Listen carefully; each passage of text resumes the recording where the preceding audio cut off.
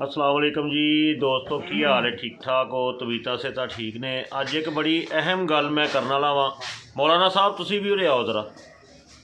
ये साडे मौलाना साहब ने ते छोटे भाई भी ने साडे। एक बड़ी अहम गल मैं कर लगा वा कि रमज़ान आने वाला है ते रमज़ान दे विच एक बड़ी वड्डी ज़ियादती और बड़ा वड्डा जुल्म हुंदा है जिहदे ते मैं तकरीबन अपने जिहड़े नज़दीक मस्जिदां ने उन्हां दे विच मैं आवाज़ बुलंद कीती है। ते अगर तुसी शायद मेरे नाल इतफाक करो, बाकी करोगे सही लाजमी, वो ये वे कि सुबह असी इमाम साहब मस्जिद के स्पीकर खोल के नमाज तो बाद ते ऐलान करते हैं कि अपने अपने बच्चों को मसीते भेजो। जी जी बेशक। सारा साल कलपते ने, ठीक है जी, अच्छी बात है। मुसलमानों के बच्चों को आना चाहिए मसीतां च। यूं ही रमज़ान शुरू हो जाता है तो मस्जिद की चंद इंतजामिया जिहड़ी कि ये समझदी है कि ये रब का घर नहीं। मैं पहलों माजरत चाहना वा अगर किसी को मेरी गल कड़वी लगे तो। मस्जिद की इंतजामिया जिहड़ी वो ये समझदी है कि रब का घर नहीं, ये साडी जगह है। असी ये हुक्मरान, असी ये करता धरता वा, असी ही इमाम साहब नूं तनख्वाह दिंदे आ, असी ही इमाम साहब नूं रोटी दिंदे आ। जदों असी चाहिए मसीत नूं ताले ला लईए, जदों असी चाहिए मसीत खोल लईए, जो असी कहिए वो इमाम साहब बोलन और जो असी कहिए जिस तरह कहिए इमाम साहब करन। पहले नंबर ते ये गल गलत है। दूसरे नंबर ते जिहड़ी गल मैं मेन इशू करना चाहना वा, मेन गल ते आउणा चाहना वा, वो है वे कि उस इंतजामिया दे विचों एक बंदा उत्थे दरवाजे दे अगे खड़ा हुंदा है जिहड़ा कि बच्चों को कहता चलो चलो तराबियां ना पढ़ो, चलो तुहाडी हो गई नमाज। भाई वो मुसलमानों के बच्चे नहीं जे पुछिए ना कि क्यों तुसीं इन्हां नूं कड्ढण डे हो, ये जी शोर करते ने। भाई अल्लाह दे बंदे हो, शोर करते ने। अज अगर शोर करते हैं तो कल नूं मसीतां भी इन्हां ने भरनियां ने। जी जी।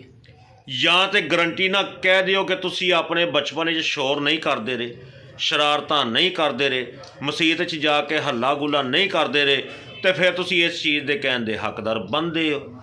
तो जे तुसी करते रहे हो तो फिर तुहानूं कोई हक नहीं। नबी पाक सल्लल्लाहु अलैहि वसल्लम आप सरकार जो नमाज पढ़ाते होंदे सन ना हज़रत साहब इंज ही जी जी जी। तो हज़रत इमाम हसन, हज़रत इमाम हुसैन शहजादे गुल कायनात दे वारस, बेशक, जन्नत दे शहनशाह, जन्नत दे बादशाह, जन्नत दे सरदार, वो शरारतां नहीं सन करते।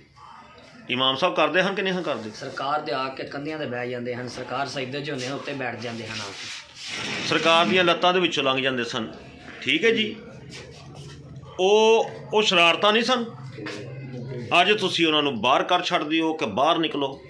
वो भाईजान 7 साल के बच्चे ते नमाज फर्ज हो जाती है, तो तुसीं 7 साल के बच्चे नूं साडे इमाम साहब ही कहंदे हुंदे ने आ बच्चों नूं पिछे लैने च कर दिओ। वजह उहदे ते नमाज फर्ज हो गई है। जनाब अपना इंतजामिया साहब ते मौलाना साहब उन्हां बच्चियां ते नमाज फर्ज हो गई है।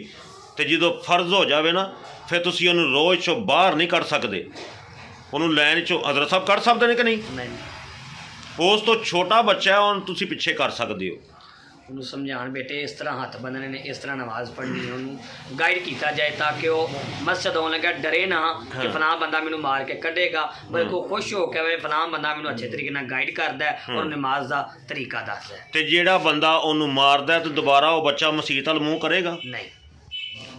ਇਹਦਾ यही हल है कि एक बच्चा अगर वड्डे दे नाल खड़ा है और नाल एक वड्डा खड़ा हो जाए और शरारतां खत्म हो जाणगियां, वो बेहतरीन तरीके नाल नमाज अदा कर सकेगा। तो जो तुसी बच्चों के बच्चों नूं खिलारोगे ना तो फिर तुहाड़ियां वो शरारतां जिहड़ियां ने ना वो अपनियां कंप्लीट करनगे। इंज ही हज़रत साहब जी जी। और अज असीं उन्हां नूं प्यार नाल समझावांगे तो कल नूं साडीआं मसीतां साडे दरसगाहां आबाद रहणगियां।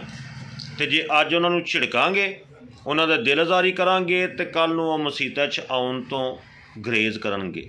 लिहाजा जिहड़े इंतजामिया दे लोग हो, मेरी रिक्वेस्ट है तुहाडे अगे कि तुसीं अपना रवैया चेंज करो, इनू खुदा दा घर समझो ਪਹਿਲੇ ਨੰਬਰ 'ਤੇ ਇਹਨਾਂ ਨੂੰ ਸਜ਼ਾ ਹੀ ਇੰਨਾ ਕੁ ਛੱਡਦੇ ਨੇ ਮਸੀਤਾਂ ਨੂੰ, ਮਸਜਿਦਾਂ ਨੂੰ, ਕਿ ਰਾਤ ਨੂੰ ਮੁਸਾਫਰ ਜਾਂ ਦਿਨ ਦੇ ਟਾਈਮ ਯਾਰ ਐਸੇ ਨੇ ਕਿ ਇੱਧਰੋਂ ਨਮਾਜ਼ ਖ਼ਤਮ ਹੁੰਦੀ ਹੈ ਤੇ ਇੱਕ ਬੰਦਾ ਕਹਿਣ ਜਾਂਦਾ ਚਲੋ ਚਲੋ ਭਾਜੀ ਬਾਹਰ ਆ ਜਾਓ, ਜਲਦੀ ਕਰੋ ਤਾਲਾ ਲਾਉਣਾ।